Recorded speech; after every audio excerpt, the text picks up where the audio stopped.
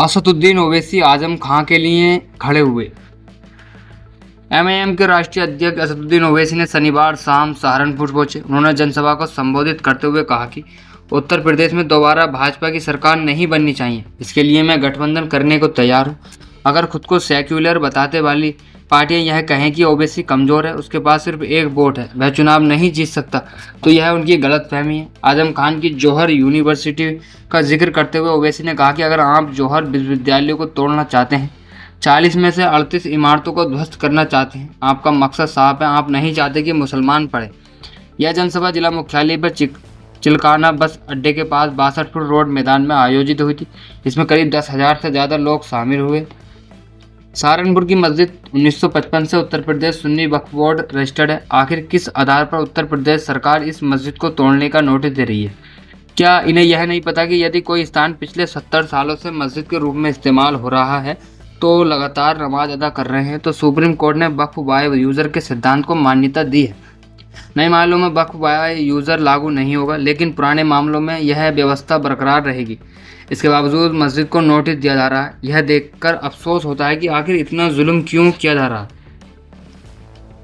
पिछले 12 वर्षों से भाजपा की सरकार है। हम लगातार देख रहे हैं कि एक के बाद एक पेपर लीक हो रहे हैं। जब पेपर लीक हुए तब जिम्मेदार लोगों पर देशद्रोह जैसे आरोप नहीं लगाए गए। मुझे अफसोस है कि साथ कहना पड़ रहा है कि हजारों लाखों गरीब परिवारों के बच्चे भविष्य पर इसका असर पड़ रहा है। अयोध्या के राम मंदिर में करोड़ों रुपए की चोरी और घोटालों के सवालों से जनता का ध्यान हटाने के लिए सरकार नए विवाद खड़े कर रही है।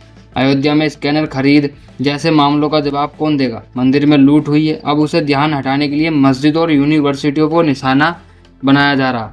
ओवैसी बोले, मैंने उस वक्त भी बिहार और सीमांचल की सरजमीन पर खड़े होकर यह बात कही थी और आज सहारनपुर की इस मुबारक सरजमीन से भी दोहरा रहा हूँ कि मैं उत्तर प्रदेश में दोबारा भाजपा की सरकार न बनने, इसके लिए गठबंधन अलायंस करने को तैयार हूँ।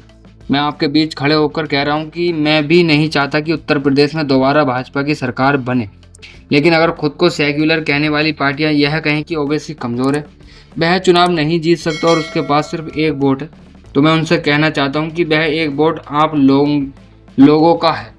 ओवैसी बोले, पिछले 12 वर्षों से भाजपा की सरकार है और हम लगातार देख रहे हैं कि एक के बाद एक पेपर लीक, एक के बाद एक जुल्म हो रहा है। हाल ही में नीट का परिणाम आया। मैं ऐसे कई युवाओं को जानता हूं जो इस पूरी प्रक्रिया से परेशान रहे। उनका कहना था कि पहला पेपर उन्होंने अच्छी तरह दिया, लेकिन दूसरी परीक्षा तक पहुंचते पहुंचते उनका मनोबल टूट चुका था। आखिर इन मासूम बच्चों के सपनों को क्यों कुचला जा रहा? इसके जवाब कौन देगा? इसके बाद वक्फ संशोधन कानून संसद पर पारित किया गया। जब यह कानून लाया जा रहा था तब मैंने बार बार कहा था कि मोदी सरकार यह कानून मस्जिदों, दरगाहों और खानकाहों को अपने निशाने पर लेने के लिए ला रही है। आज आप संभल की घटना देख रहे हैं। वहीं अब सहारनपुर की एक मस्जिद को नोटिस दिया गया कि 6 लाख रुपए का जुर्माना जमा करें, अन्यथा 15 दिन के भीतर कार्रवाई की जाएगी। ओवैसी बोले, मुजफ्फरनगर दंगों में 50,000 से ज़्यादा मुसलमान बेघर हुए थे। उस समय मुख्यमंत्री कौन थे? क्या ओवैसी मुख्यमंत्री थे या अखिलेश यादव?